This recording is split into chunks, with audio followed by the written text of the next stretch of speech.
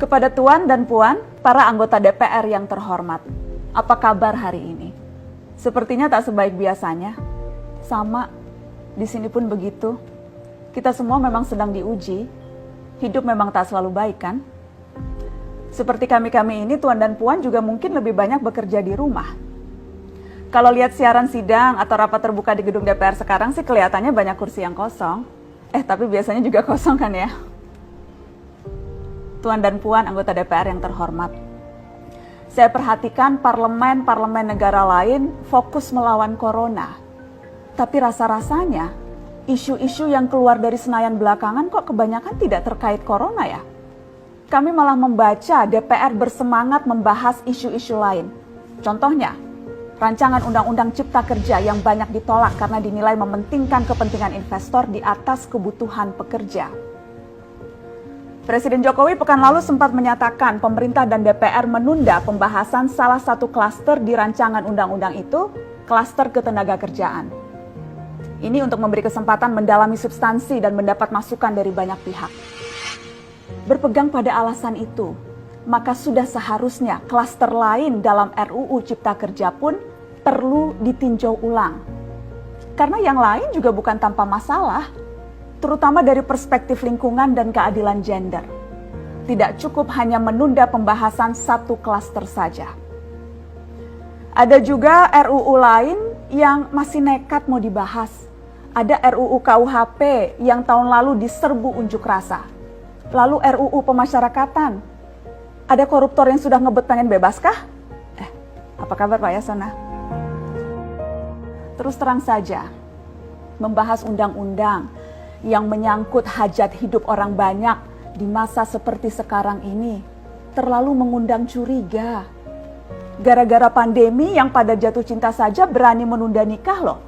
Ini kok DPR buru-buru banget kayak lagi kejar setoran?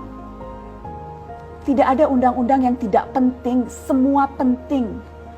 Justru karena undang-undang itu penting, aneh jika pembahasannya diseriusi di waktu seperti sekarang.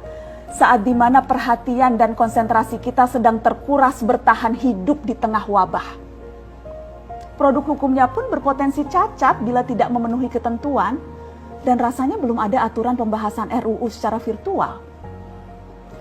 Jika ngotot menuntaskan Omnibus Law, atau RUU KUHP, atau RUU pemasyarakatan, jangan salahkan jika ada yang menilai DPR tidak menjadikan perang melawan corona sebagai prioritas. Saya percaya setiap tindakan dan keputusan di masa krisis mencerminkan skala prioritas. Atau memang inikah prioritas wakil-wakil rakyat kami saat ini? Bikin ribut juga jelas tak seharusnya jadi prioritas.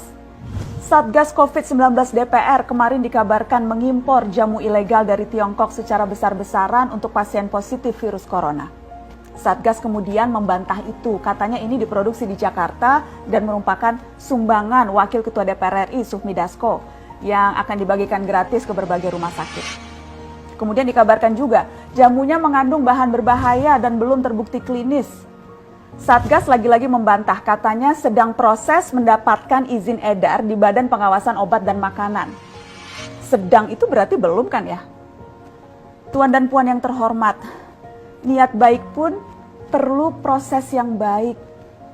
Proses yang semrawut hanya akan disusul polemik. Sementara sekarang kita sedang banyak-banyaknya menaruh harapan kepada negara. Tindak tanduk DPR salah benarnya akan selalu dilihat.